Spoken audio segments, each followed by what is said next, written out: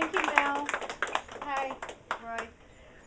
When I was I'm past president, and we always wanted to do craft talks, and we never got around to doing it. So thank you, Roy, for instituting this. It says 10 minutes on the agenda, but he says 5 minutes now. I can do it in less than 5. I'm a principal at LA Unified School District in the Early Childhood Education Division, and we have about 100 early education centers. And as a principal in this division, you get 2 centers. You oversee 2 of them.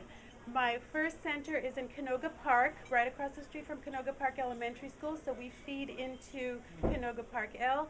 And my second center is at Cleveland. It's Cleveland Early Education Center based at Cleveland High School. And so I serve those 2 centers. And what we do, it's a well-kept secret. We provide child care and education to children birth to 5 years of age. And most of the centers serve 2 to 5-year-olds, but I happen to have one of the 4 infant centers in the district. So at Cleveland, I also have an infant center where we have infants from 3 weeks of age to 2 years of age, and we have to maintain certain ratios as far as serving the number of children because we're a licensed facility. So for the infants, it's 1 adult per 3 infants. For the toddlers and preschoolers, it's 1 adult per 8 children. We do get visited by the state of California, the California Department of Education, to make sure that we're in compliance and have enough coverage and supervision while we have the children in our care. We open at, depending on the community, Canoga Park is a much more, a busier, more crowded community.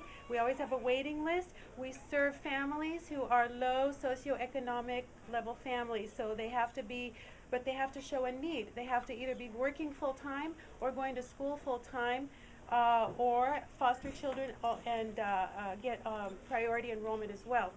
And you have to show that, and single parents also who are working get to priority. So we enroll them. We open up at 6:30 a.m. at Canoga Park, 7 a.m. at Cleveland. You drop off your child and you pick them up as late as, depending on your work schedule or school schedule, you can pick them up at 5:30 p.m. We close both centers at that time. The children do eat breakfast and lunch and have a snack at the school. And my staff includes a housekeeper, which is a custodian full-time at each, and an office manager at each. And then that's it. I don't get an assistant principal, Danielle, or anything extra. That's all I have. At Canoga Park, I have 165 children to licensed for that amount, but we're only at 145 there. And at Cleveland, I have 120 families to serve. I love working with the parents. They are their children's #1 teachers, and we have monthly parent meetings for them. And then I just wanted to share with you how important early childhood education is based on some brain research that we have done at UCLA. The first 3 years of your life, your brain forms 1,000 trillion synapses, the connections in your brain. That's a lot. So the foundation that we provide our children from birth to 5 years of age, the critical years, they need to be exposed to as many experiences as possible and thrive.